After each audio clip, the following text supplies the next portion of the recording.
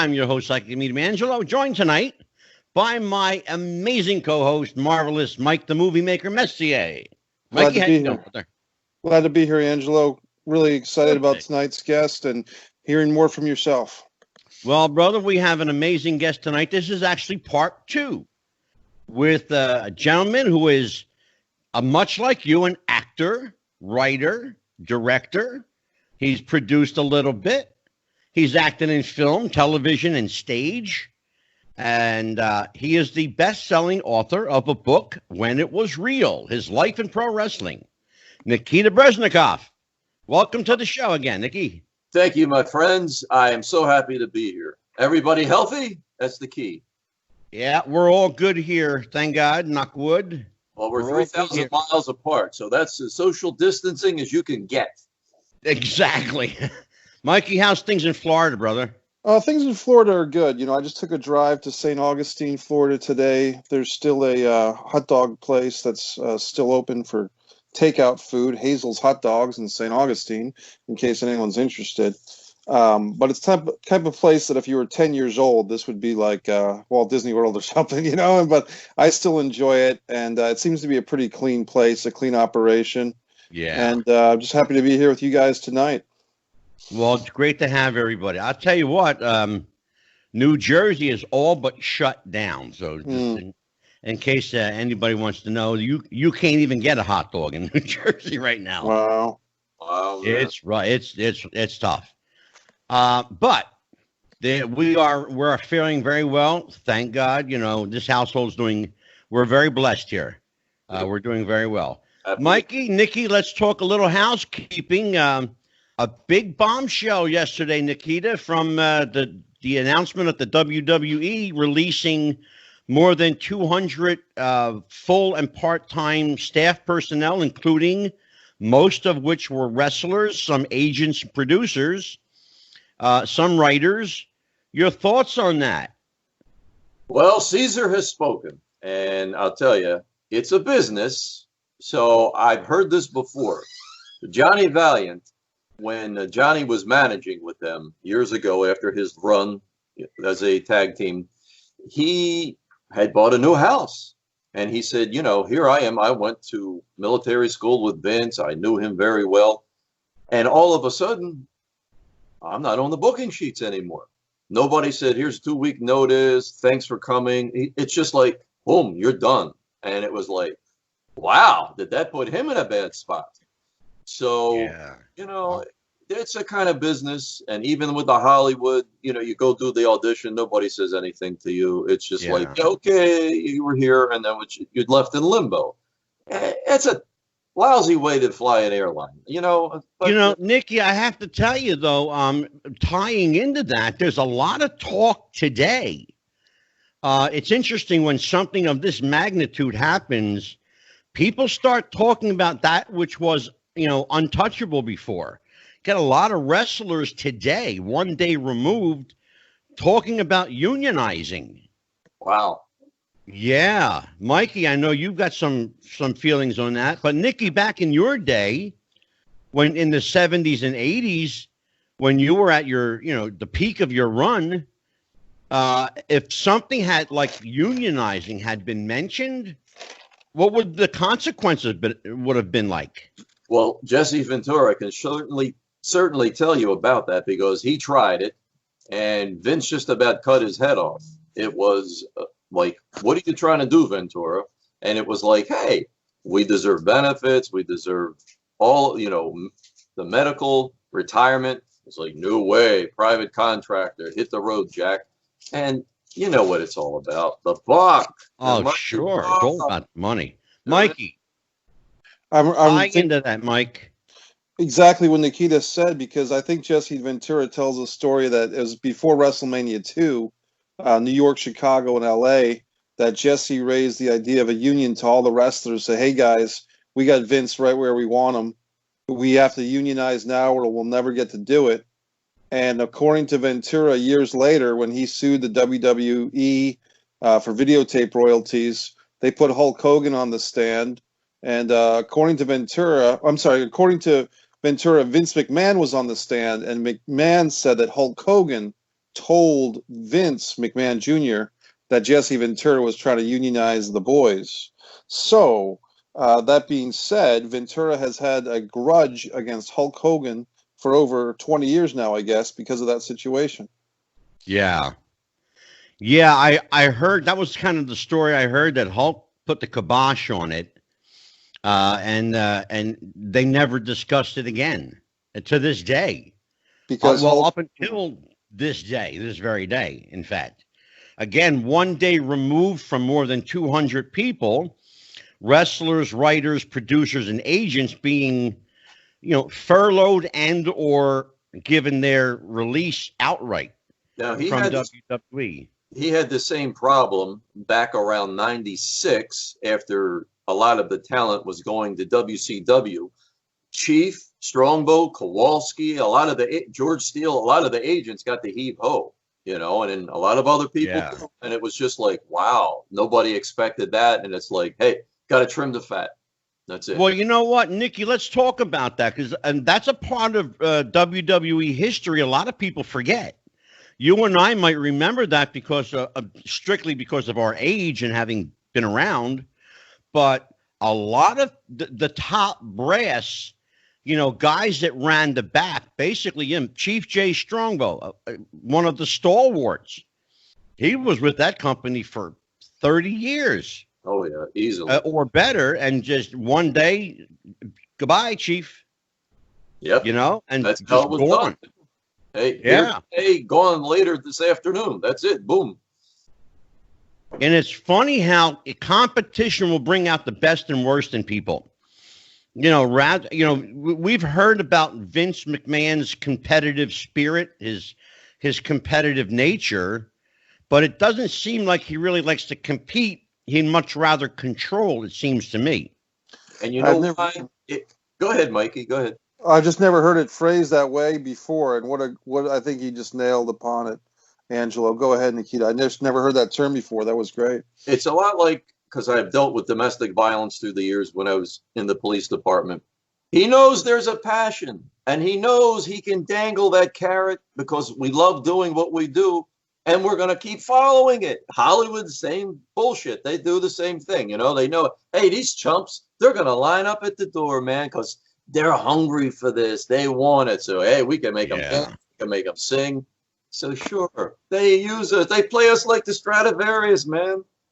It seems really, to me, and I would really love to hear both your guys' input on this, but it seems to me quite anticlimactic that here he is making a big pitch for WWE in Florida as an essential business, which, by the way, he was granted essential status.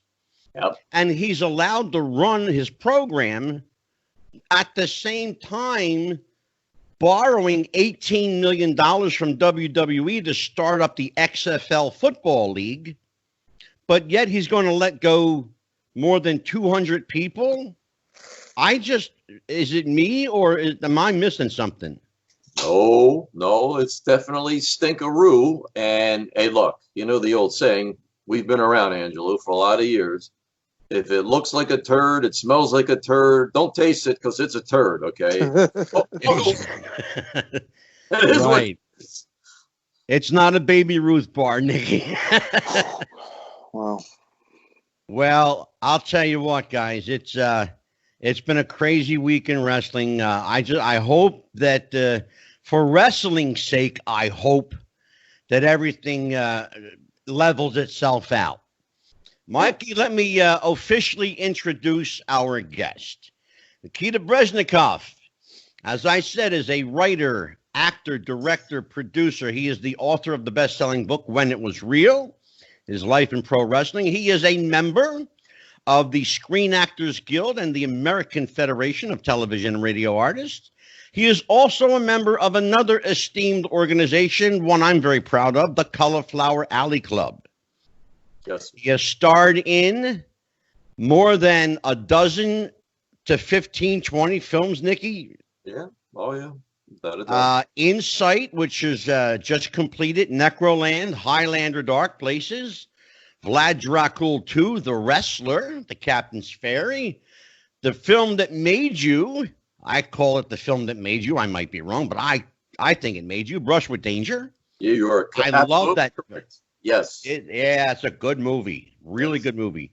Tears of the Fallen, 0 Point, Two Horses, Fifth Clover. The list goes on and on. You Don't Know Me, Avis Oswald, Private Eye, Half-Assed People, The Details. I love it. Some of them made me laugh because they were just hysterical. They were great, fun to work.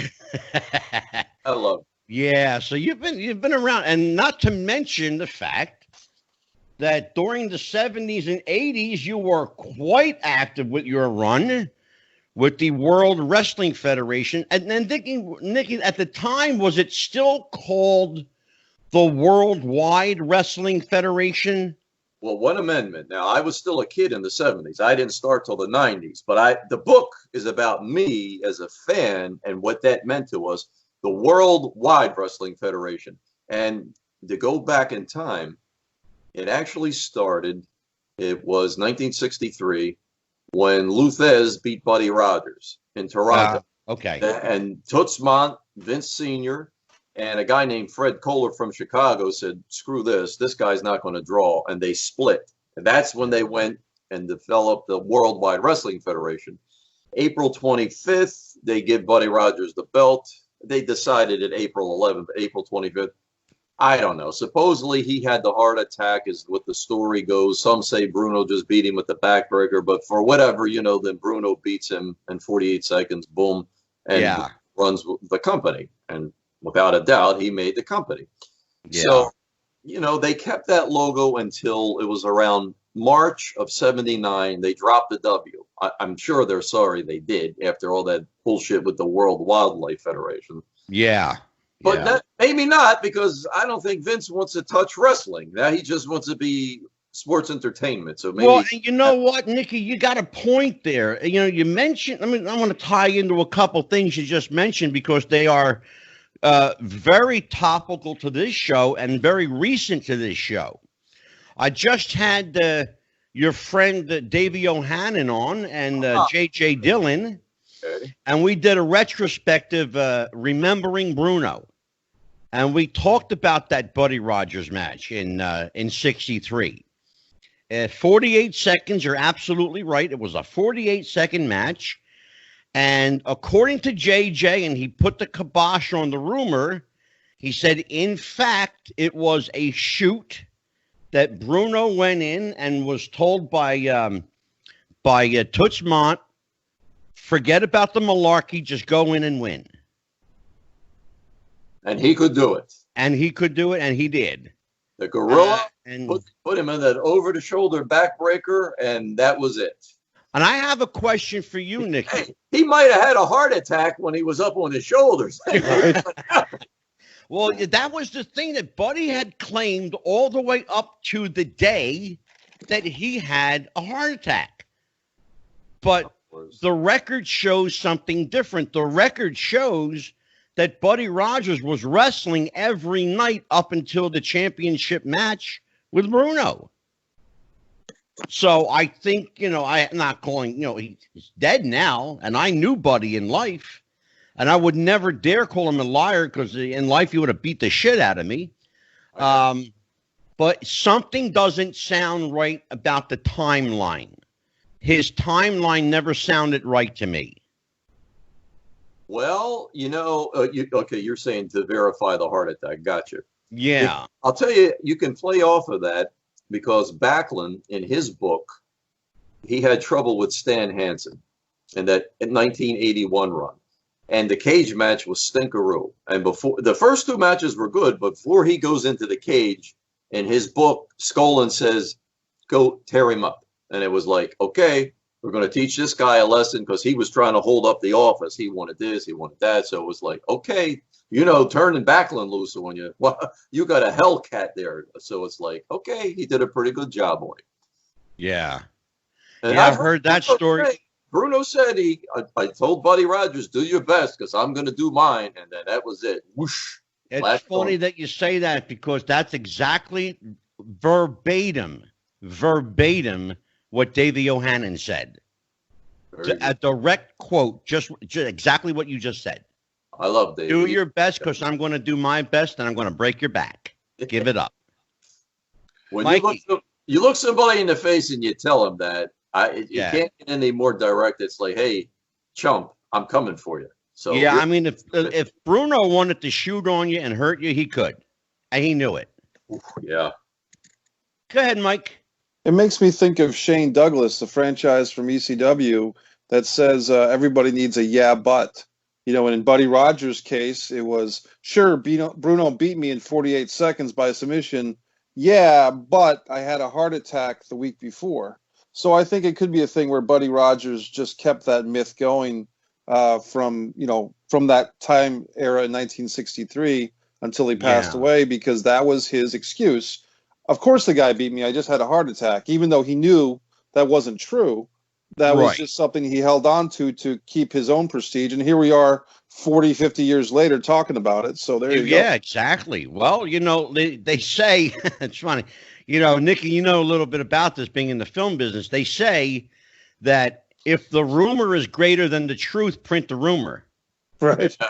And as long as they're talking about you, don't worry. Exactly. Well, speaking of talking, let's talk about Nikita Breznikov. okay. So and I have to tell everybody listening, and Mike Nestia, you might be especially interested in this. Nikita Breznikov has, without question, bar none, the best wrestling archive you will ever see. He's got programs from virtually every arena in the country. He's got photos, behind the scenes stills. He has a collection of posters and wrestling memorabilia that would make McMahon himself envious. So, Nikki, I want to ask you about. We started to talk a little bit when you were on the show last with my late co-host Jeff the Ref, and that was, in fact, your interview with him was the last interview he ever did. Oh my! He was a wonderful guy too.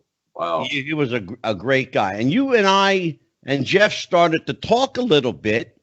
And of course, like we always do, we got sidetracked.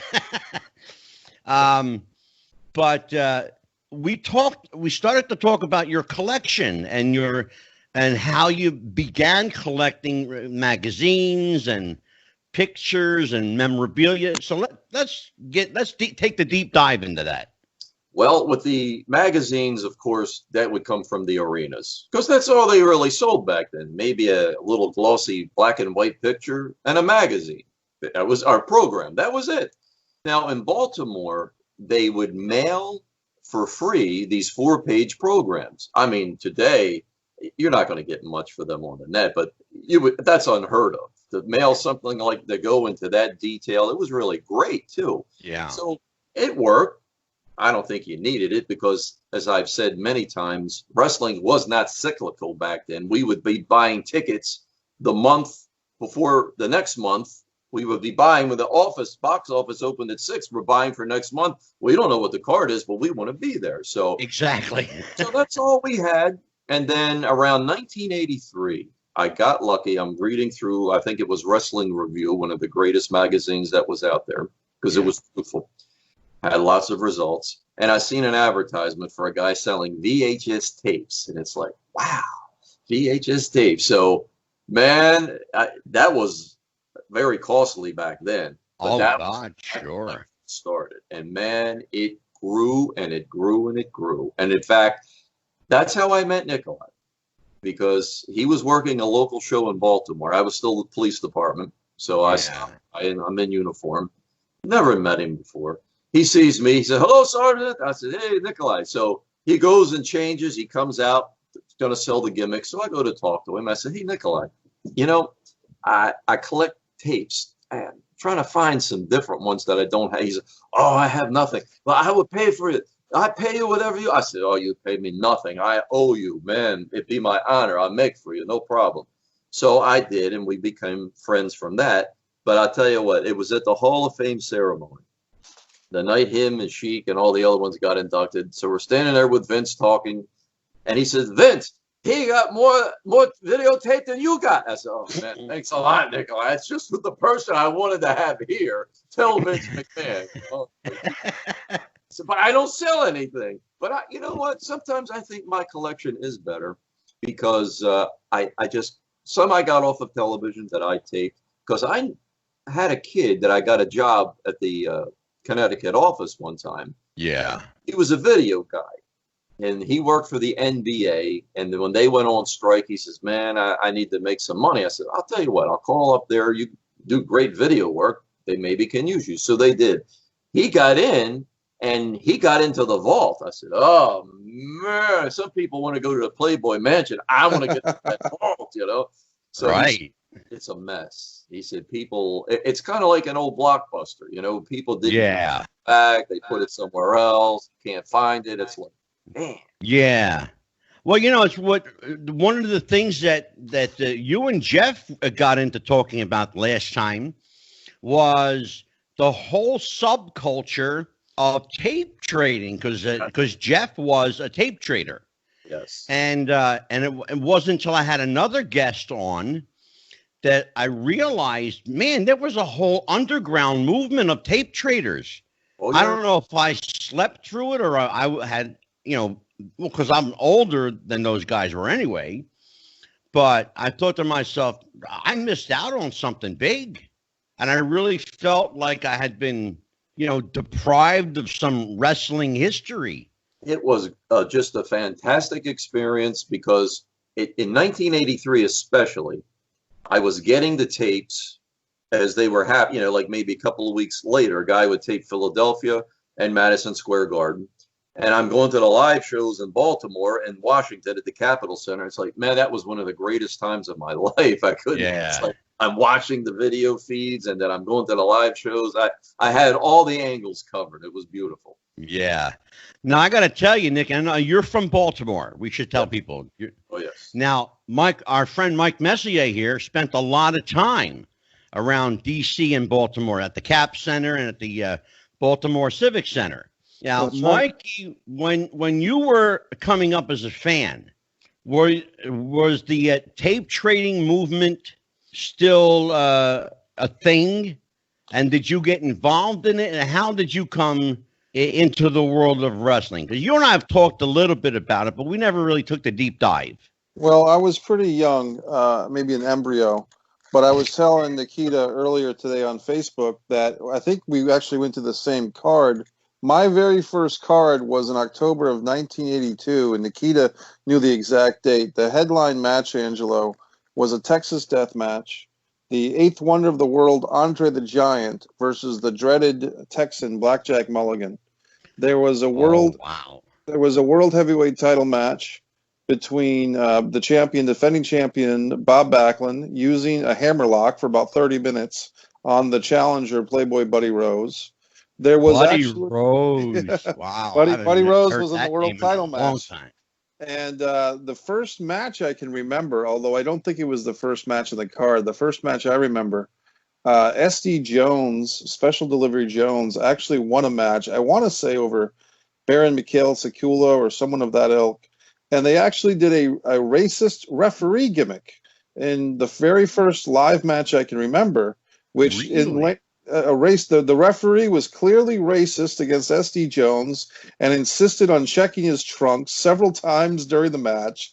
And even after SD won with a headbutt, he insisted on checking SD's trunks for a foreign object. And they were just, trust me, they were playing up a racist ref gimmick right there in the Capitol Center. And I was very young. You know about this? He's correct because they did it a couple of times in Philadelphia with him as well.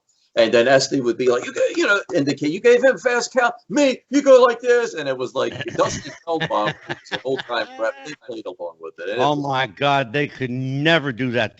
Oh my God, are you kidding me? The backlash today, and it's funny how certain things, and we look at ourselves as we've progressed, right? Right. I think we've devolved back into the cave days, but you could never get away with that now. Oh my God. No, and that's why you have no heat today. What the hell can you do to draw heat? Well, we're going to talk about that because that's on my little crib notes, actually, as a matter of fact. Because you worked with a couple of guys that were heat-seeking missiles. We're going to talk about them. But speaking of heat, I want to bring you to chapter 9 of your book. Okay. I'm going to read an excerpt, and I want to talk about this because I've heard this story firsthand. Okay. When the bell rang, Lou Albano charged the ring, only to be knocked down by Tony Garea. Albano was then interviewed by Vince McMahon and asked about the Manager of the Year contest. Albano could be heard yelling at Vince, "Don't push me. Don't put your hands on me." Vince asked Albano to control himself and tried to conduct the interview. There seemed to be legitimate heat between those two, and this certainly seemed to be one of those times. When Albano went a little off the rail, Vince ended the interview with, "We hope to have an interview with Lou Albano in the future when he's a little bit more in control of his facilities." Oh, yes, absolutely. I've actually heard that story firsthand. I want to ask you about it.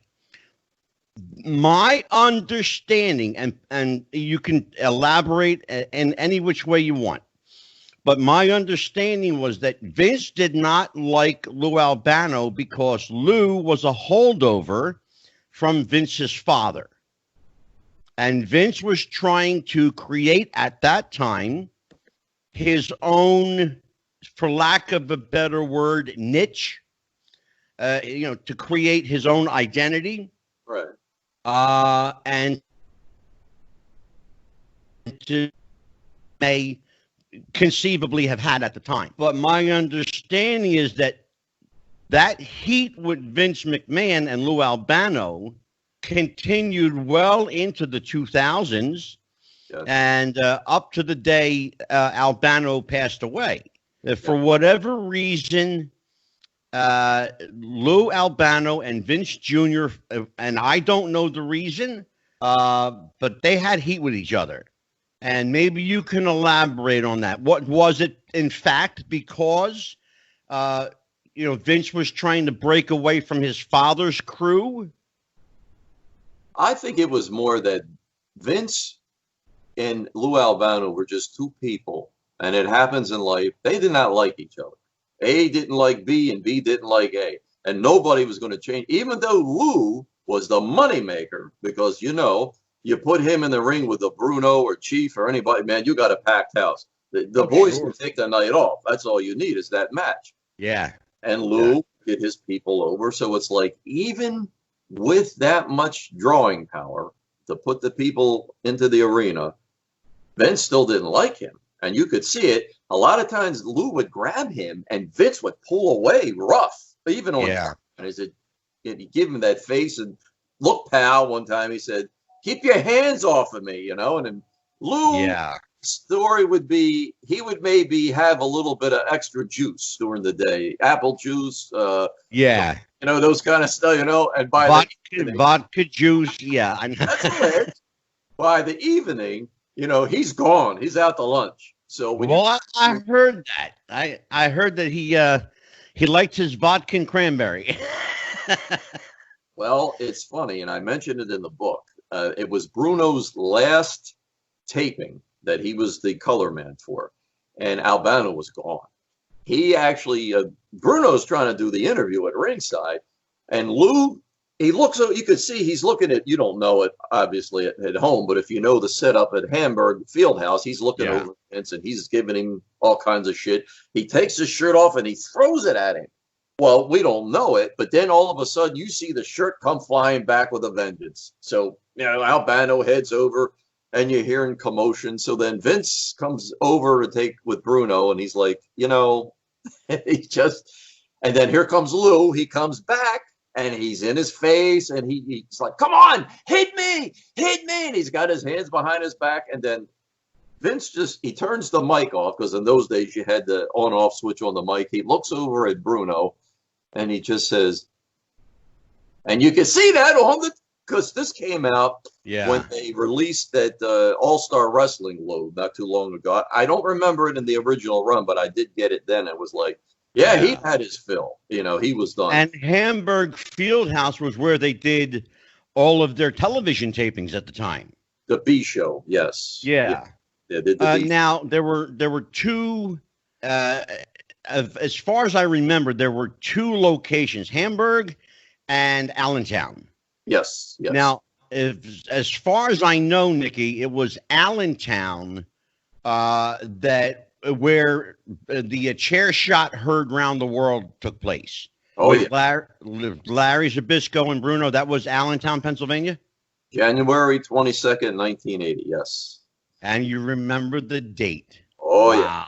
yeah. Definitely. Man, I still say the greatest angle of all time. And there were some beauties, but man, that took us all by surprise. Well, I was going to ask you, was there any heads up as to did wrestling fans know what was coming at the time? I remember seeing it and I sitting there in shock going, he hit Bruno. He hurt Bruno. The only tip-off we got was the taping on January 2nd.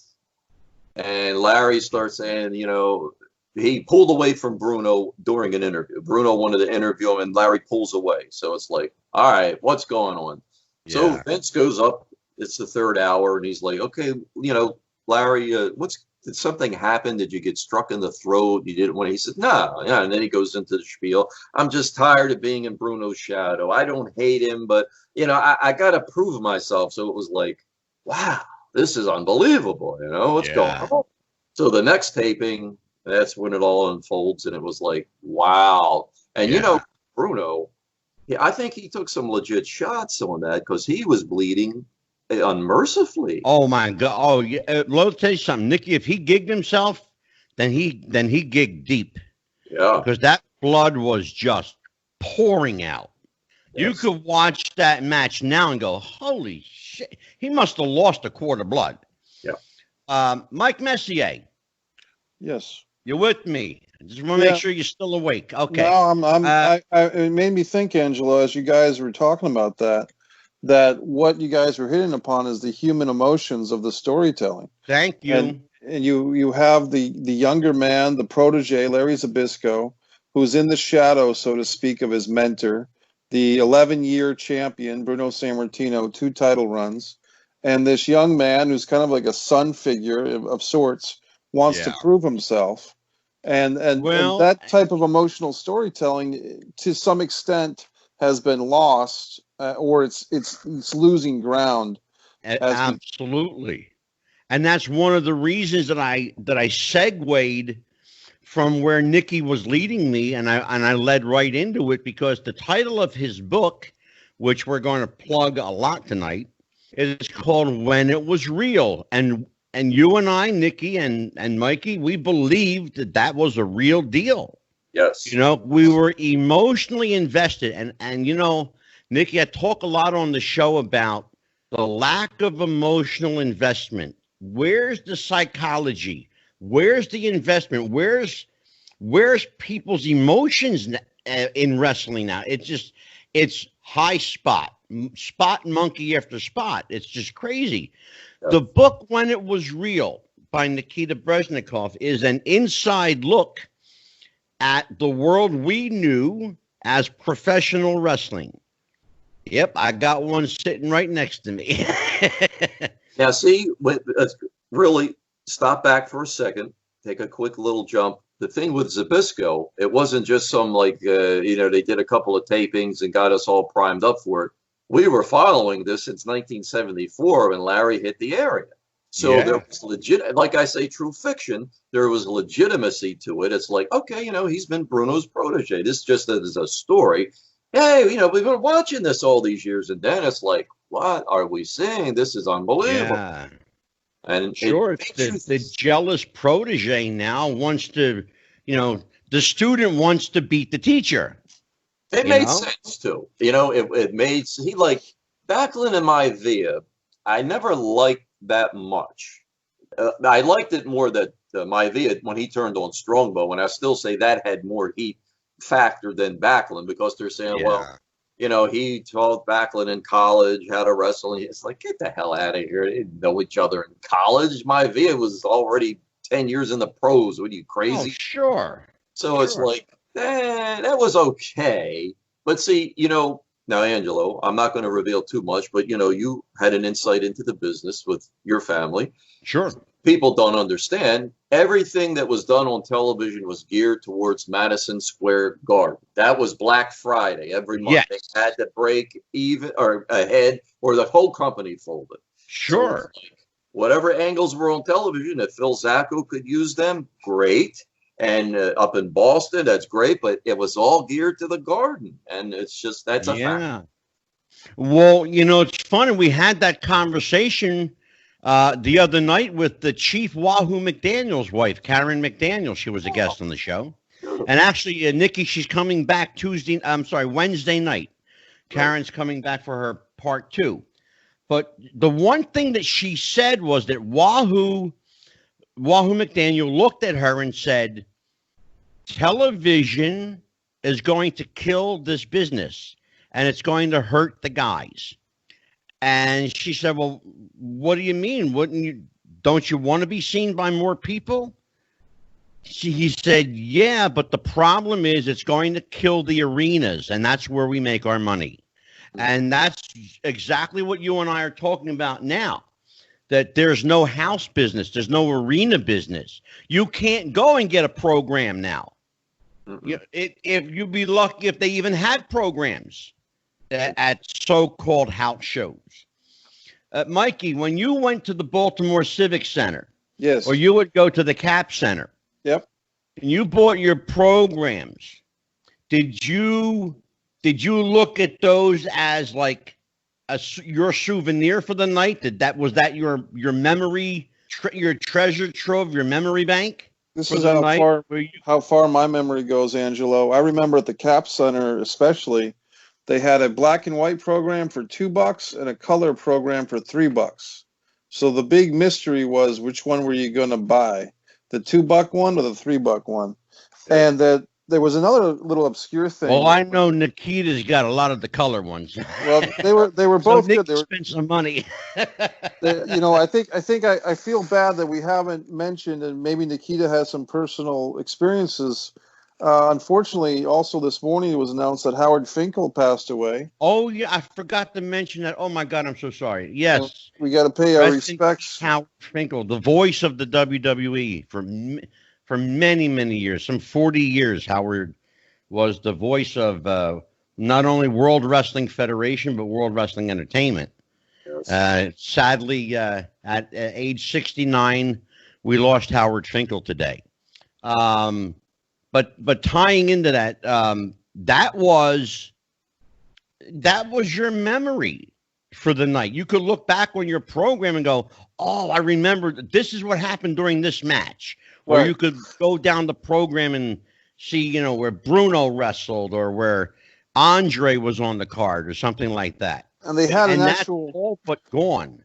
But they had the actual card, the white piece of paper that was the insert. Yes. That was like on a thicker stock. And I mean, you see these cards everywhere. Evan Ginsberg posts them. He has this collection. Oh, sure. And you would take your pen or your pencil and circle the winner. Mike, you got to believe me when I tell you, Nikita's trumps Evans every day. And I love Evan. Evan's been on the show, and Evan will actually he's coming back on the show in May, as a matter of fact. But Evan will be back with us, and yeah, I'm gonna ask him about that. I'm gonna say, you know what? I know a guy, Evan, that's got more shit than you do. I guess if I could ask Nikita a question. You can ask him anything you want. Nikita, you and I chatted briefly on Facebook, and you made an allusion that you kind of lost some interest when Hulk Hogan became champion around 1984, January. I think it was 23rd or 24th of 84. Right. Was it something about the supposed Rock and Wrestling connection, or the WWE or WWF at the time taking over the territories, or trying to buy out, put other companies out of business, or getting away from guys like Bob Backlund who'd have a 30-minute match? Because we're seeing now that a lot of fans have left in the last 2 or 3 years. what about 1984, specifically Hulk Hogan, turned you off for a while? Well, I actually addressed that in the book.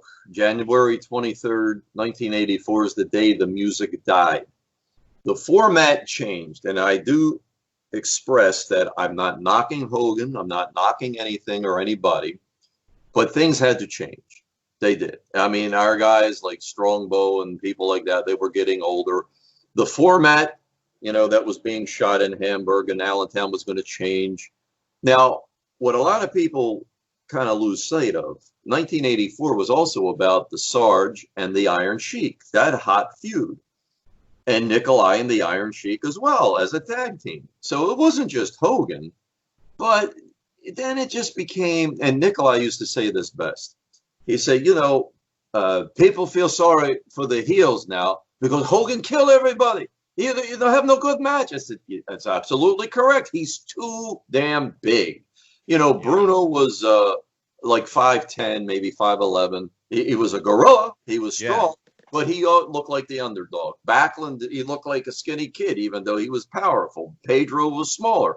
Superstar was a good-sized guy. He was a giant of a heel, but not over-giant like Hogan was. Right. So it's like Hogan, he had shit matches when it came to stud or... horrible. Good night, we're going to sleep, that's it. And how the hell is he going to work with Greg Valentine? He's too damn big. Valentine can't do what he used to do. And that's the problem. Nikki, if you've seen one Hulk match, you've seen every Hulk match. Well, there you go. That's exactly. Run the rope, hit the leg drop, roll over, 1, 2, 3. It's the same match. Pump up the crowd, Hulk it up, hit the ropes, leg drop, roll over, pin, 1, 2, 3. That's it. That's every Hulk Hogan match. But it was sure good to get the merchandise out there. Well, see, the problem I had with Hogan back in the day, for not only for the 84 run, but if you want to go earlier than that, when Fred Blassie introduced him, right, was that you saw something then that you hadn't seen up until recently, which was the company shoving a particular wrestler down your throat. They did that with Hulk. They knew what they had. They knew that they had a cash ATM machine. He was clearly money, more as a baby face, quite frankly. They sold tons of belts, ice cream bars, Hulkamania vitamins, you name it. They had his picture on everything. All right. And then that kind of went away a little bit, and they took another change in direction, changed up his character a little bit, but they still shoved him every time they could shoved him down your throat. They did the same thing recently with Roman Reigns, who was never, ever going to be over. And I feel bad for the guy. And Mikey, you know what I'm talking about. I do. There was no way you were going to get this guy over. He's too good looking to be a heel. He's not believable as a heel, but as a babyface, they shit on him because he's big. And the problem is they like their baby faces smaller in stature. Daniel Bryan was uber over as a babyface. They shit on him as a heel because they didn't know what to do with him. And that's the problem when you got a guy that's too big or too good looking or too small. What do? How do you market him? Because remember, Vince is all about marketing. Yes. How do you market him to the masses? It's hard with those three names I mentioned deliberately because those were the three toughest guys to get over in any given capacity. Now, remember, but the other thing, I mean, not to interrupt you, Nikki, but the other thing tying into what you had said was the investment, the emotional investment. You couldn't invest yourself in Daniel Bryan or Roman Reigns, or after a while, Hulk Hogan. I mean, how many times can you say, oh, brother, eat your vitamins and do your prayers and do your sit-ups or whatever the fuck you used to say. Yeah, you know what I'm saying? But the point I'm trying to make is you can only do that for so long with any given character before people go, all right, look, that's enough. You hit a nice topic that Nikolai, I'm not going to tell you the long version of the story, but the bottom line was, and he said, I told this to Vince one time as I was finished up, bullshit can get you to the top, but it cannot keep you there. And that was the truth. That is the absolute truth. Because absolutely. Look at Bruno. He didn't have to do anything. We loved him. He didn't have to jump on our backs and say, oh, take me home, love me. His presence, nobody played music. All you did was see him coming down the aisle and whoosh, the whole place is gone, man. Yeah. And God help you if you heard him because, wow, you got hell to pay. And it was like, yeah, he didn't scream and holler on an interview. He came and spoke from the heart, and that's all we needed. And he didn't need to do any kind of vaudeville nonsense or anything like that. He was who he was, and we all loved him for it. And it's funny that you mentioned that because, the match that he had with Ivan Koloff where, he dropped the strap to Koloff, they said you could have heard a pin drop. In fact, Bruno tells the story that he thought something was wrong with his hearing because there was no noise in the arena. Yeah. And then when Arnold Skaaland leaned down to say, are you okay? He could hear him as clear as day. Yeah. He didn't realize walking back to the dressing room the effect that he had on people. Mikey, you wanted to say something. Nikita, I read an online interview with you about your book that in your book you discuss that different parts of the same territory, East Coast, Northeast, WWF or WWF, would have different types of main events. Madison Square Garden would have like the Bruno versus the top contender of the day. But if you went to Baltimore, you might see an African-American wrestler like Bobo Brazil featured in the main event. And if you were in the Capitol Center, you might see a different type of main event. And the Nassau Coliseum, I believe what you were saying in your interview was they would tweak the main event a little bit because maybe they thought there were fans that would go to both Madison Square Garden and Nassau, so they didn't want to repeat the same main event. Can you explore that topic a little bit about how, because when we think of sometimes we think we read these, Pro Wrestling Illustrated from 1982, and we see very similar match results in those arena reports that we call them. But from your experience as a top fan of the day, you were seeing a nuance to these main events that I had never thought of before. Can you talk about that? Sure. Now, with Nassau, they would be like a B show to the Garden. Like Chief didn't get a main event with Superstar and the Garden. Tony Garea didn't. Larry Zbyszko didn't, but they got Nassau instead, which was great. Evan could tell you about that. And I'm going to be on Evan's show Saturday, by the way. I've known Evan for about 40 years. Good friend. I love Evan. He's a great friend of the show. And I can tell you the story. We'll save that for later on in this show. But anyway, for what you're saying there, Mike, yes, that's true. Now, Baltimore, we would get a main event, a special attraction, and a tag match, and a couple of nice other matches, too. A lot of times the ladies would come in. That was good. But Bobo was so over in Baltimore. Now, in 1973, Pedro was starting to lose steam. So that whole summer, Bobo Brazil was main eventing Baltimore against Blassie, Tanaka, people like that. And it was like, okay, I think maybe they were testing things. Let's see how this is going to play out. And Bobo's drawing, Pedro's not. So it's like, okay, it's not just here, it's all over. Now, if they had Bobo Brazil and Bruno a couple of times, it's like, oh, man, that's it. That's just solid gold. And in Superstar Billy Graham's run, Bobo Brazil got the only title shot with him in Baltimore on July 16th, 1977. And let me tell you, it was magic. It was like, wow, the house was packed. We were just, Bobo's going to beat his ass. This is going to happen tonight. And then he got him in the corner, and it was like, shit, he can't believe it. But we loved him. He was just a a class act, somebody you could believe in, and Yeah. put a guy like sometimes they didn't even have a title match. It would be like Bobo against Ernie Ladd one time in Oh, Baltimore. sure. Well, he was United States champion, so let me correct that. So yeah, okay, so you had that title, but it wasn't always recognized throughout the territory. But it was like, okay, Bobo's defending the United States belt, but it was Yeah. like, this is great, Bobo and Ernie Ladd, man, what a night. Sure. And Oh I my love God. that too. He was just an incredible athlete.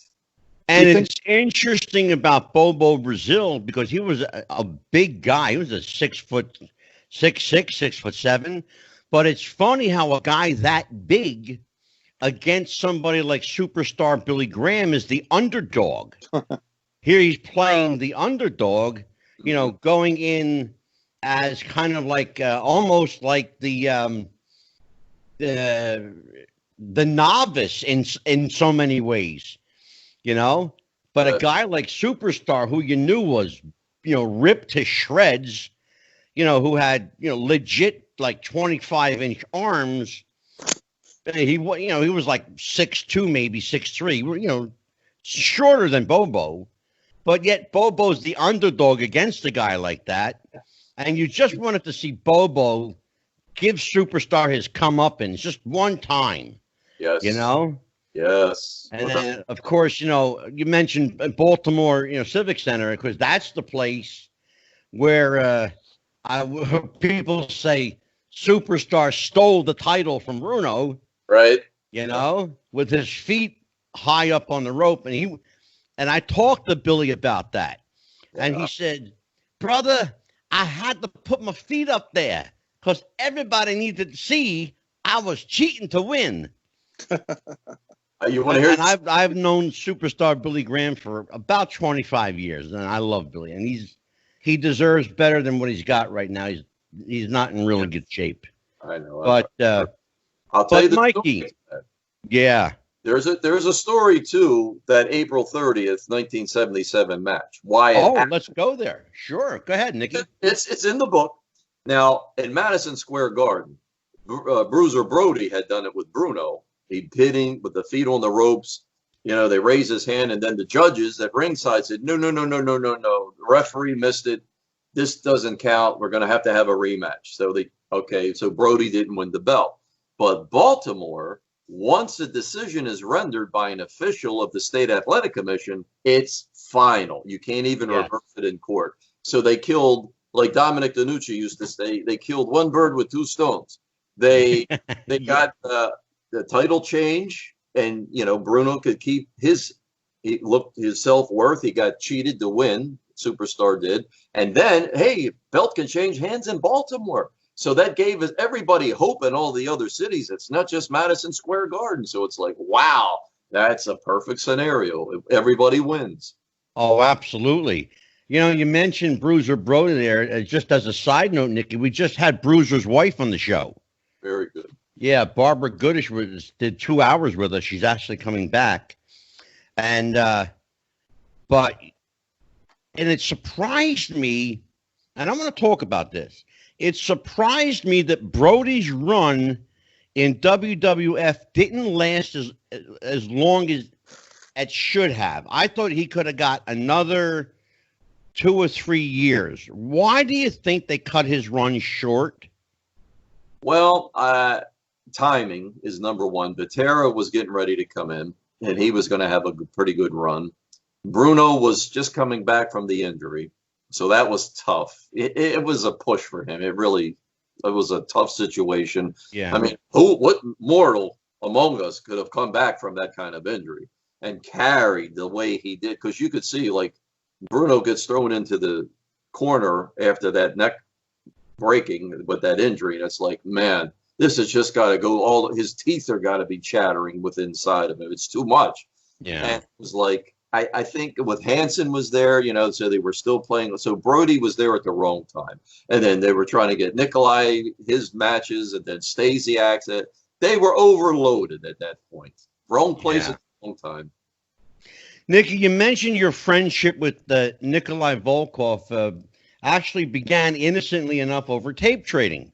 How did you get involved with Nikolai, and what led you into the business?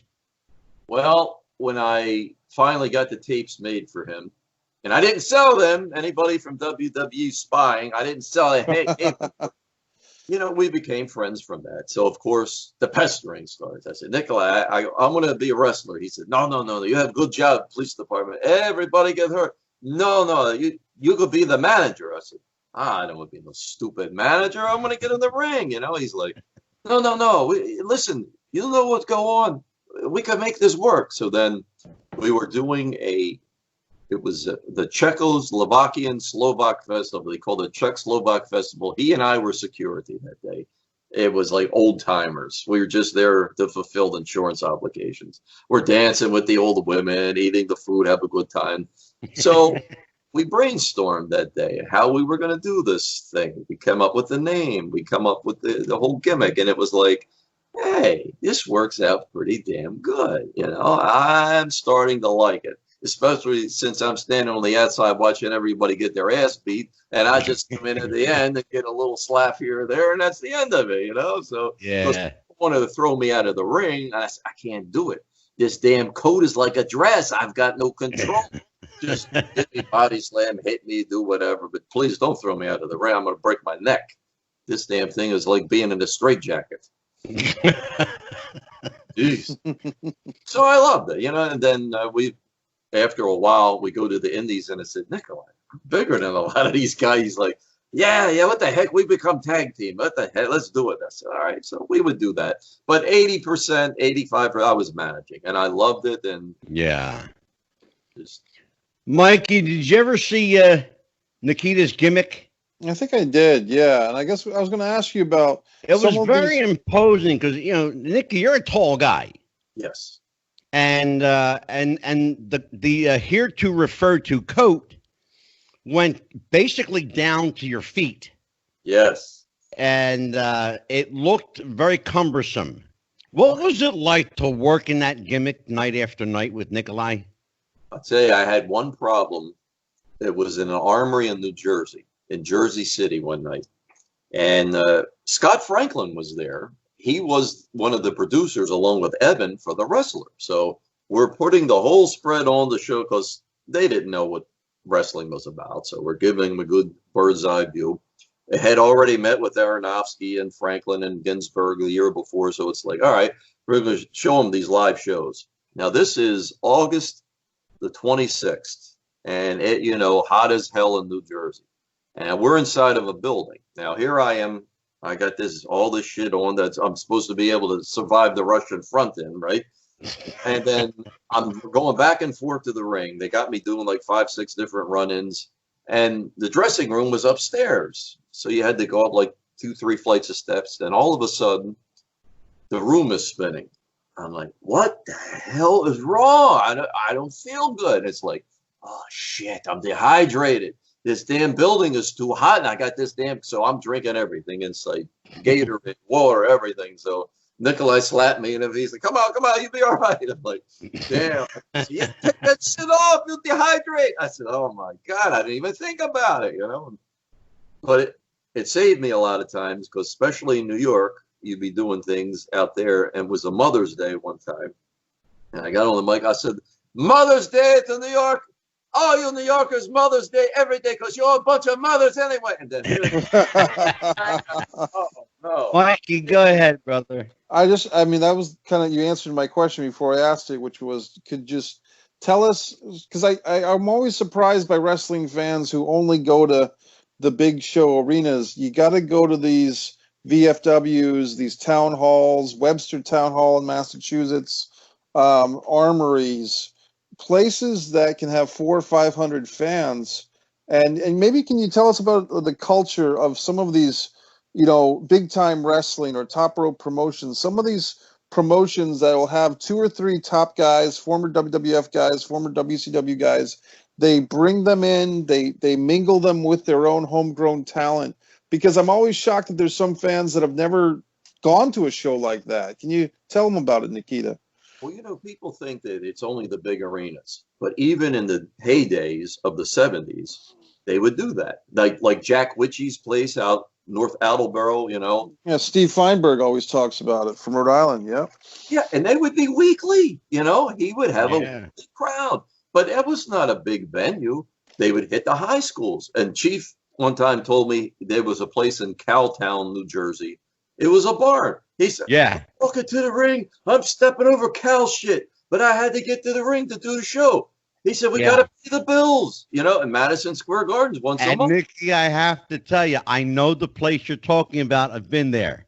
Very good. It's about 20 minutes from my house. Oh, beautiful. You know, It is. It's about 20 minutes away. they had places like that, but they would hit them, you And know. he's absolutely right. It's a shithole, but it's a great place to have a wrestling show. It really is, The because Romo- they're rowdy and Yeah. they're fired up and they're drinking, and that's what you want, because no matter what you do, they're going to pop for you. And the Rollorama in Brooklyn, they would have monthly Oh my shows. God, Catholic, sure. Catholic Youth Center, all the way out in Pennsylvania, they would draw shit, but still they would put the show on every month, and they would bring in talent. Sure. And the thing is that these shows are, with this, the exception of right now with this horrible virus, but we'll get to a point in our culture where we can go to shows like that again. And I'm just trying to get across to some of the younger fans that have only gone to a 20,000 seat arena, you know, for a big WWE Yeah. show, that you got to go and see the smaller town promotions, because it's just so, to me, it's always been more fun. Absolutely. I hit the local arena here once in a while without a cause. WAC, they put on a pretty good show, and maybe they'll hold, my God, 80 people. It's a very small venue, but they fill up, and you're right there. You're catching the action. You can talk to the workers afterwards. Everything is beautiful. But that's a very good point, Mike. Support the local, and Evan's message, support the indies. You know, it's like Exactly. the Yeah. big guy, and that's where everybody starts. So support them, just like minor league baseball. Go see a minor league game when everything is back to normal. That's where you're Yeah. gonna. They're not there. Now, Nikki, you know, you worked as a manager, but we should also tell people that you've actually been involved in a couple of matches. Yeah. So let's talk about the first time that you can recall being in the ring as an active participant in a match. Were you prepared for it? Were you scared shitless? What was the mindset? Walk me through this. No, I wasn't scared, because I'll tell you, the first thing that scared me was from managing. The first night, we had a double shot that day. We were in Camden, New Jersey, beautiful Camden. Oh, We're- God, yeah. Through the dumpster. A lot of people's cars got broken into that day on the lot, but we were lucky we didn't. So we Yep. went to Fairless Hills, Pennsylvania. We go flying up there, and Jim Neidhart's going to work that match. Now, he had a triple shot that day. So Oh, my that God. motor sweating bullets, and it's like, man, it's at 10 o'clock, Neidhart's not here. So Nikolai's like, don't worry, he'll be here. Just put on last. So then, sure enough, he shows up. So he's ripping his shit off. We're real quick talk about what we're going to do. So we get in the ring, and it's like, you know, I'm antagonizing him, and he's looking at me with that face, and I'm like, oh shit. I think he's going to kill me, you know? It's like, well, I'm looking at Nikolai like, hey, are you watching what's going on here? Because I think this son of a bitch really wants to do me in, you know? But he's just working me, you know? And it was like, and then working with Killer Kowalski, Oh, my God. referee, that was a definite dream come true. I love the guy. Now, we did a series in Boston, and I fly up on my own. Okay, at those days, $30 to go from Baltimore to Boston. Nikolai's book, they paid his flight. But he said, you want to go work? We go work for Walter. I said, oh, hell, you kidding? I'm there. So we go up there. Friday night, we do Richard Burns show. We're faces. And Walter saves me. Next day, we do Walter's show. We're heels. He beats the shit out of me. And Iron Mike Sharp, too. Oh, my God. God love him. God rest his soul. He was a beautiful human being. And with Mike, you know, he wanted to clobber you. And it's like, how hard can I hit you? How hard? I said, Mike, hey, across the back at least. Don't kill me. Don't break me in half, you son of a bitch. You're twice my size, you know? He's like, Yeah. oh, he hits me with a bell. It's like, oh, man, this is great. I'm like, Jays, I think I'm doing the hard way the first time. You know? Another beautiful guy there. But Walter was the first one to pay me. We do his show. I go back in the, we're changing. He said, "Hey, kid, come here, come here, come here." I said, "Yeah, Walter, what's up?" He said, "Here, put this in your pocket and take care of Nikolai." I'm like, "Wow, Walter," right? He's like, go ahead, get out of here, get out of here." So Nikolai, on the way home, he says, "Walter did not make lots of money. He didn't have to do that, but he's a beautiful person." It's like, I'll never forget him for that, man. But of course, my heritage is Polish, so I guess he's Polish soul brother, so he took care of me, Yeah. Good guy. Nick, we talked earlier on about heat. There's hardly a person in the business at some point or another that doesn't have heat with somebody. So you and I've never talked about this because you're, be honest, you're a really easygoing guy. You're just kind of like, well, whatever you want to do. Have you ever had, and shoot straight with me, have you ever had like legit heat with somebody that you didn't know how to handle? Or fans? Yes. Never. Really? Boys were always great. Okay. To me, I came from severely abused house. My father was a son of a bitch, alcoholic, beat the shit out of me, called me all kind of shit. Wrestling was my catharsis. It saved me. Yeah. So I get into the business. They were good to me again. Nobody said, "Well, tough shit, go learn on your own, asshole. I don't care." Everybody was great because working with Nikolai, I'm in the main events with the top people. And nobody ever said, "What are you doing here?" They were like, okay, we'll get you through it. We'll do this, we'll do that. So it was beautiful. They were always good. But the fans who bought the gimmick, now they want to kill you. I had one Green Beret one time and working at ringside. And he's like, "You son of a bitch, I'm going to kill you. I'm going to wait for you outside and I'm going to take care of you." I'm like, "Yeah, kiss my ass, you phony son of a bitch. You bullshit soldier," because he's wearing his, so I did too good. Sure enough, we're leaving. Really? And there he is. I said, "Nikolai." Oh, he's waiting for you. He said, "Green Beret." He's like, "Oh shit, I see you later." I said, "You bastard." So I said, "Hey, look, pal," I pull out my badge because I'm still with police department. I said, "Look, I'm one of you. It's all entertainment." He's like, "Oh, really? I believed you even talk different." I said, "That's right." Really? He bought into it. Yeah. I said, "Brother, you should be proud of yourself." Well, I said, "You make me feel good because I did my job, but let's leave it at that." He's like, "Oh, yeah. Oh, I didn't understand. That's fine. It's like, good for you, too. You defend the country." Before 9/11, we would do more for patriotism in 15 minutes than any bullshit politician could dream up. And oh, my God, sure. Because people would do USA, had the flag, scream and holler. It's like, yeah. Inside, you're feeling good about it, even though on the outside, you're doing your shtick, and it's like, man, sure. This is nice. Well, Nick, I attended an indie show here in New Jersey where, this, all-American, babyface kind of, boy next door kid goes up against this Arab sympathizer, okay. Right? And he's wearing the U.S. Army jacket and says that he pulled it off of a dead U.S. soldier and this kind of thing. I thought, I understand you want to get heat, but is there a point, and I think you understand where I'm going with this, is there a point where you cross the line? Yeah. Cheap heat is, you don't need that. Like to play off of somebody's like demise or somebody that, like they did with JR, and when he came back from the Bell's palsy and Vince gets out there and it's like, come on, that's not necessary. That's a bit too far. And you don't draw heat with it. You draw heat. You're an asshole. This doesn't make me hate you. It makes me say, I don't want to look at you, son of a bitch. And I'm not going to buy tickets, and I'm not going to support you, whatever your program is. Mike, I got a question for you and Nikki. Sure. Both of you are published authors, which means you're by nature writers. What are your thoughts on writers in wrestling? Go ahead, you, Nikki. You start with you, Nikki, or start with me either way. All right, I'll tell you what. I got lucky. Scott Teal took me under his wing because my vernacular was all police oriented. I gave him over 500 pages. Now, the project was mine, without a doubt, coming from my heart. But Scott was able to mold everything and not lose the content. And a guy like Scott Teal, who's done over 200 books, when you get to know quality, and that guy is quality without a doubt. Sure. A lot of good writers out there that have done their work.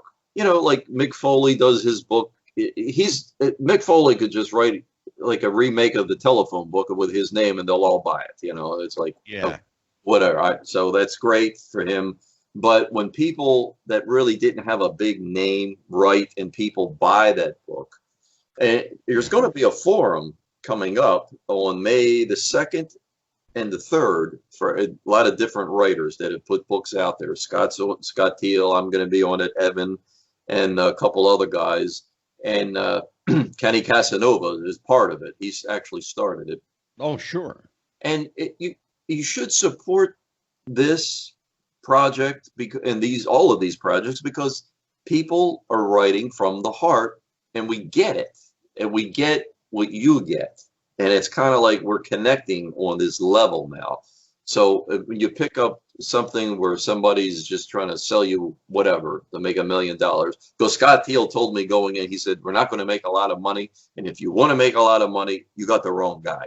I do this for the passion. So I said, oh, yeah. Scott, that sounds good. That's exact. I want to give back. Just like I described, they were there for me, and they still are. So I'm giving back. So that's great. Yeah. Mikey. Well, I guess I interpreted the question differently. I thought you were asking more about like the WWE creative writing team. When you can tie that in, absolutely, of course. I guess for me, when I think about writers, and look, Vince Russo and I are quite friendly, and I dare say friends. But I do feel that one thing that Vince Russo might have pushed a little bit too far for my personal taste as a wrestling fan is that somehow writers have become characters on camera.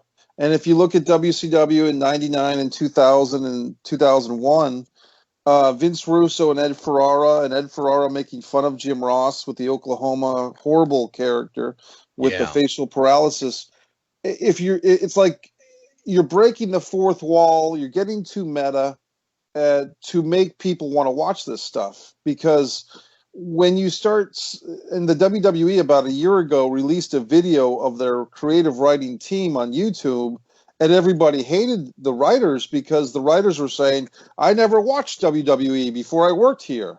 And that just didn't make wrestling fans like myself, and I've had a job interview for the WWE creative writing team back in 2007. Well, isn't that in of itself problematic, you would think? Well, you would think so, but apparently, like I said, I get very angry about it, the angry wrestling fan, when Vince McMahon shows sometimes that it feels like he's become ashamed of being in the wrestling business, of which he makes his money. Well, he is. Well, when he puts his fortune from pro wrestling is how he's made his bread and butter, and he mislabels it as a sports entertainment, and he takes that money and he puts it into this fledgling football league, which has gone out of business twice now in 20 years, and the World Bodybuilding Federation, that he was going to make a star out of Gary Stridham instead of Bret Hart or Davey Boy Smith. You get to a point with Vince where you're like, what's wrong with this guy? He does something that's very good, which is promote wrestling. You basically said what's wrong with it, and something Nikita referred to earlier. He is ashamed to be in the wrestling business. Yeah, Mikey, let me remind you, on the last show, you said it yourself. Remember in the movie Beyond the Mat, we make movies, pal. Yeah, we make movies, pal. So the WWE, they did a really good job with WrestleMania, I believe, in providing entertainment for 2 nights. But the last week has been really bad for WWE. Unfortunately, the Fink passed away. That's got nothing to do with anything that Vince did. But this whole thing with the money, firing all these people, getting Florida to let them do shows, it's going to leave a mark, so to speak, on everybody. So I do get riled up. Now, you asked me about wrestling and writing. All I can say is I really wanted to be a part of that WWE creative writing team, and I wrote a storyline that was a 9-month storyline by myself. I didn't have a team of writers sitting around. Of course, nobody's ever seen that storyline because I wasn't hired. But I know creatively I'm capable of writing better than what they've done for the last 20 years. So that's why, for me personally, it's upsetting to watch inferior wrestling on WWE because I know that I could write better than what they do. Mikey, a high school kid could write better than what they do. Please. Yeah, but I could write better than a high school kid, too. Yeah. I mean, if you take, I mean, being facetious, but I'm kind of being serious. If you take the average 17, 18-year-old wrestling fan, fresh out of high school, give him a pen and paper and say, write me a storyline for 3 months involving these wrestlers. I'll bet you'd have a compelling storyline for 3 months.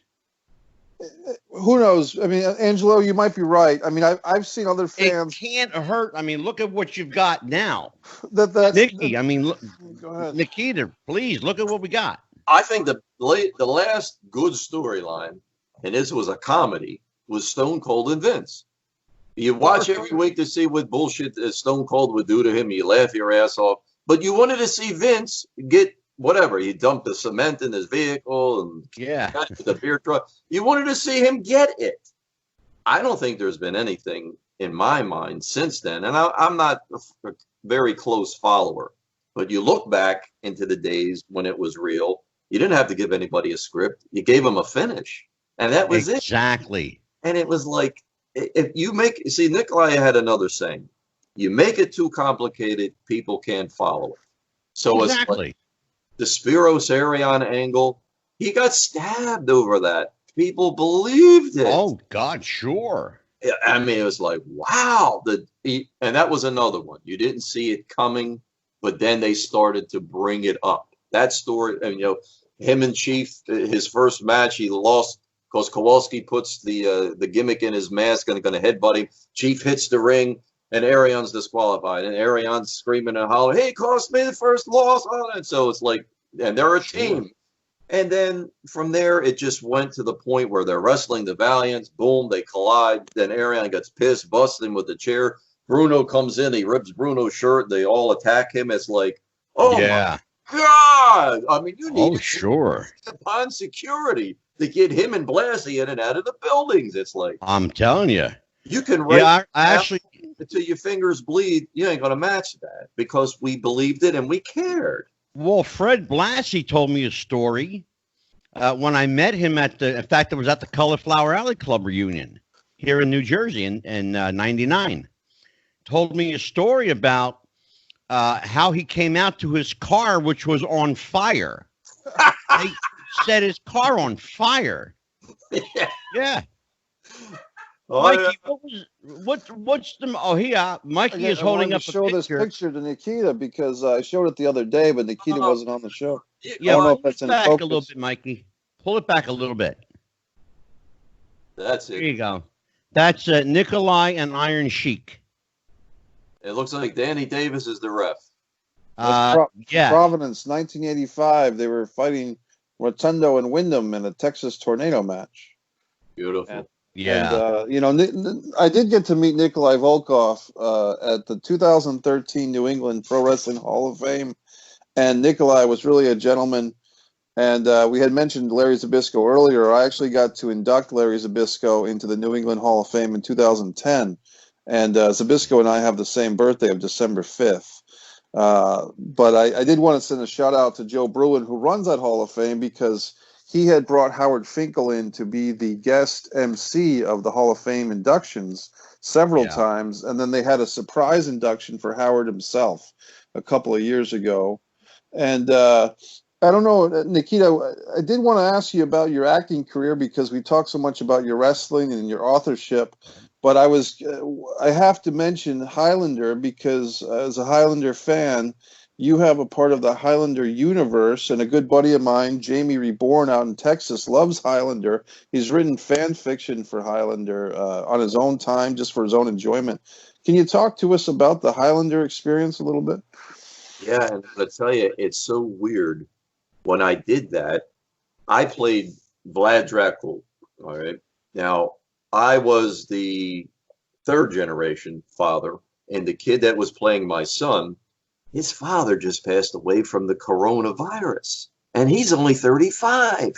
So, because I stayed in touch with the fact, because I had to slap him. That was the one I slapped, and it was like, so the family is there, you know, and they say, let him have it. I'm like, no, I don't have to do it. I know how to do it, make it look good. But then I became friends with them, and so I've been following that. But to work on that, a lot of that was done with green screen. It was a magician named Andrew Modini. I mean, he is just a fantastic. He knows what to do with the camera work and the editing. That's always the key to these projects, is the editing.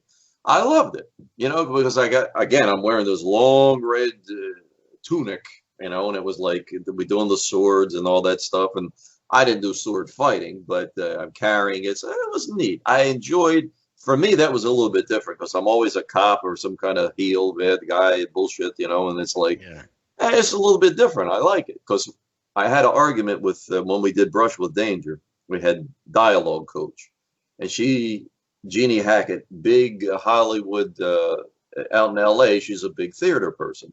So she said, "Well, Nikita, what's your theater experience?" I said, "Oh, professional wrestling, Jeannie." She says, "Nothing to do with Shakespeare. What are you talking about?" I said, "Jeannie, before the live crowd, we get one take. Jake, that's it. They can't screw it up or you ruin the whole thing." I said, "And we're not on a microphone the whole time. You're pantomiming what's happening. People are got to get it." She didn't want to believe it. So I said, "Okay, whatever." Got your Have right. you ever? That's a great segue. Have you ever had to defend that beyond just this dialect coach? Oh, sure. You know, all through when I was a fan, even, you know, people didn't want to acknowledge it. But you'd see people at the arenas, Mike, like the Capitol Center in Baltimore. It's like, hey, that guy's, I know him from work, not police department. Back when I was in working for, I was a clerk for a bond company. It's like, there's so-and-so, she's here. It's like, wow, but you never hear them talk about it. When they hear you discussing it with other people, they kind of just walk off into the corner. But it's like, it was almost like a pornography kind of situation. You know, people did like closet fans. Yeah, you know, and it's like they used to use that term, closeted wrestling fans. That used to be a term. Yeah. Now the Hulk Hogan thing brought MTV in and all that other stuff, and then it was like whoosh, we got washed aside, and this new group come in, and then all of a sudden it's in vogue and people like it. But yeah, back in those days, I talked about it. I always did because my mother would say, he's a goof. He watches that wrestling. And it's like, yeah, I do. And I love it. You know, what the hell? You're the goof because you're the one that gives me the shit all the time. And right. Your husband told me to beat the hell out of it. You're the goof because she's like the Grand Wizard. And my father would be whoever and then just annihilate me. But that was another story. But yeah, you know, with people they didn't want to acknowledge it. They didn't want to give wrestling. And like somebody's always got to expose wrestling. It's like, well, who's next? Santa Claus, the Easter. Right. I mean, cut it out, buddy. Enjoy it. Nikita, do you remember the sportscaster George Michael on Channel 4 News? I love George Michael from Channel 4. George Michael had a show that got nationally syndicated called The Sports Machine.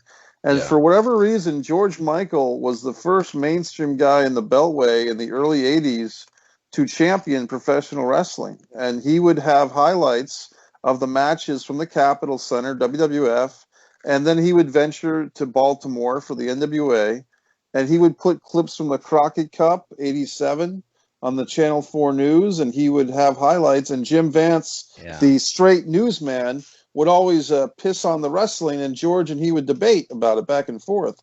Well, I'll tell you what, I have a little insight into that. Sure. Lay it on George Michael was a Philadelphia DJ at WFIL radio, and I grew up listening to him. George was a huge wrestling fan, and he would be seen every month at the Philadelphia Arena and at the Philadelphia Spectrum when the Spectrum became the place to go. George was a huge wrestling fan. He loved it. He was honored to be called a mark back in the time when nobody knew what the word mark meant except the insiders, which gave you some insight that he was, in fact, inside. And every opportunity he got, he championed the cause of wrestling. When George became a national figure with the sports machine, it was just a natural fit for him because to him it was a sport. We considered it a sport. I do have a whole disc with a lot of his clips from what I was saving on VHS, and then I put it onto a disc. But Jim Vance one night did have his own little, I guess the station was getting too much heat about it. So Jim Vance, he had a commentary, and he said, look, I got nothing against wrestling fans, but this just isn't my thing, and I'm not going to back off on it. I'm not going to support it. It's this, it's that. And it's like, okay, we get it. Now, Jim Vance was a cool guy in his own right. Yeah. But now George Michael did, it was my son's birthday, if you can believe it, the night he was, not his birthday, the day he was born, August the 15th of 1980, I went to the Capitol Center. George was the guest ring announcer. And it was funny because Backlund lost to George Steele. It was 81, 81. So he loses by disqualification because Steele's using the gimmick throughout the match, and Backlund gets it. And of course, he's caught. I mean, that's just automatic burn the house down. Yeah. So George, I don't know why he said this, but he gets the microphone. He says, ladies and gentlemen, let's let Bob Backlund know how you feel about him. He's had a rough night. Come on, let's go. And Backlund looked at him. He was talking to Skull, and he draws his fist back, and he's going to nail him. He's like, "Look at this son of a bitch, you know? Get the hell out of here!" Right? So that wasn't good because the following Monday, George says, "Fans, I'm done with Bob Backlund. Bob Backlund fans, don't call me. I don't want to hear it." And shows the clip, and then Jim Vance is like, I know why you're saying that now. Wow. So then they had Bob do an apology during the promos. He just, lost control. That's funny. Match, and, I didn't mean that. I apologize. And then George Michael was happy again. Then he's putting Backlund over. So that's great. Well, I'll tell you what, it's been a great show tonight. I really enjoyed it. Nikki, you've got a treasure to check out the book, When It Was My Life in Wrestling by Nikita Brezhnikov. Please, yes. Co-authored by Scott Teal. We really got to work on getting Scott on the show. I got to find a way to get him on the show. I would love to talk to that guy. I really would. Into him. He would love it. I appreciate it. If you can, I'll tell you what, Nick, if you can work on that for me, that'd be great. I will. I appreciate it. Mikey, you have anything to promote, plug, social media, movies? What do you got? Mikey Messier, Angry Wrestling Fan on YouTube. I gave my Howard Finkel tribute today. I had my thoughts on the WWE releases video last night. MikeMessier.com has just released The Impeccable, my 23-minute short film that's won 3 awards so far, including the Best Supporting Actress for my friend Nakia Zakarian, a beautiful pageant winner from Europe. Yep. So people can check out MikeMessier.com and just dig around in there. And the T-shirt, when Amazon merch will allow me to start selling these T-shirts again, there's going to be several Mike Messier T-shirts on Amazon available for all the Mike Messier fans out there. And let me read that shirt. Hard work beats talent when talent doesn't work hard. That's right. That's and Life Lessons with Mikey Messier, distributed by Wrestling with the Future, is picking up a lot of attention. So I appreciate that, yes, Angela. People are getting into it. Yep. And I should say that Vince Russo and I don't have much in common except Mike Messier. We share him both. We share him both. We're going to have to work on getting Vince on the show. We do. Vince talks so much on his own Realm Network that I think sometimes. Oh my God, I know. But he did have a nice tribute to the Fink today. And, for all these WWE talents that have been furloughed or lost their positions, let's keep it in perspective. These are all, for the most part, young, athletic people. They'll all get on their feet.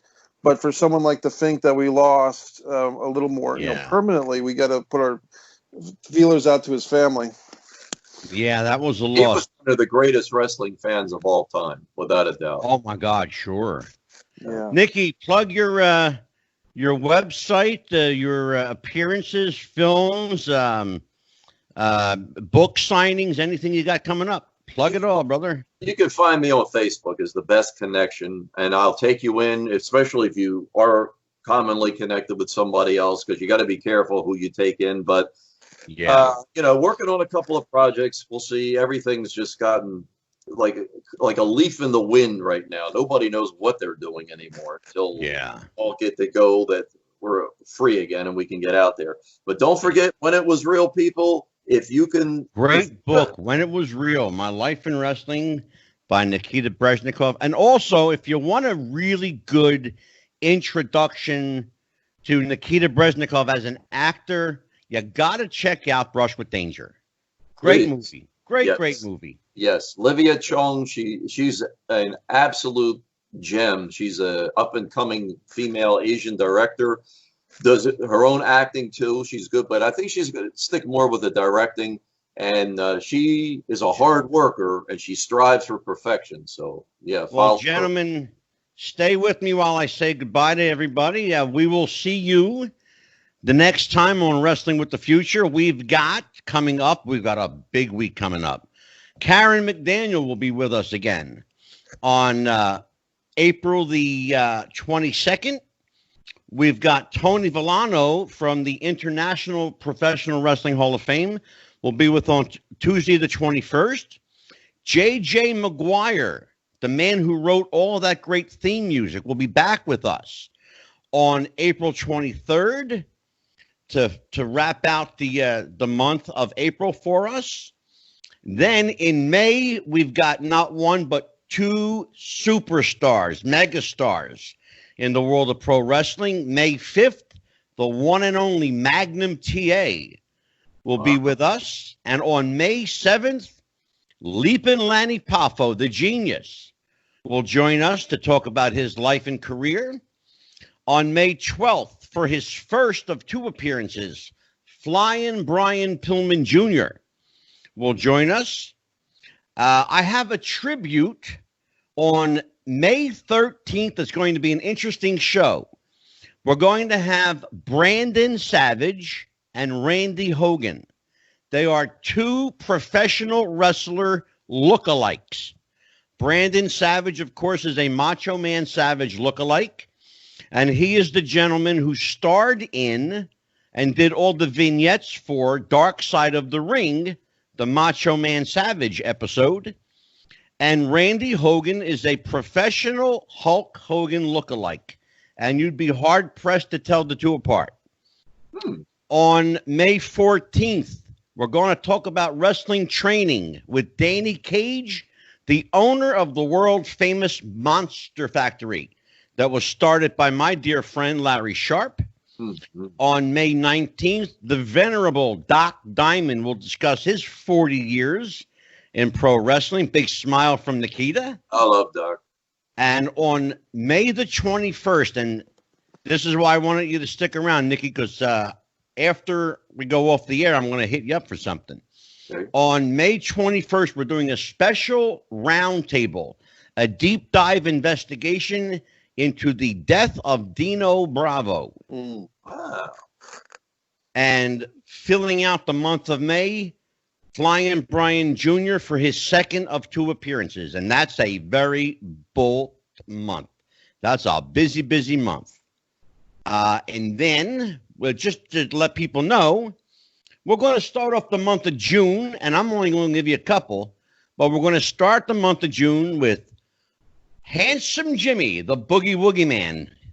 Handsome Jimmy Valiant will be with us on June the 2nd.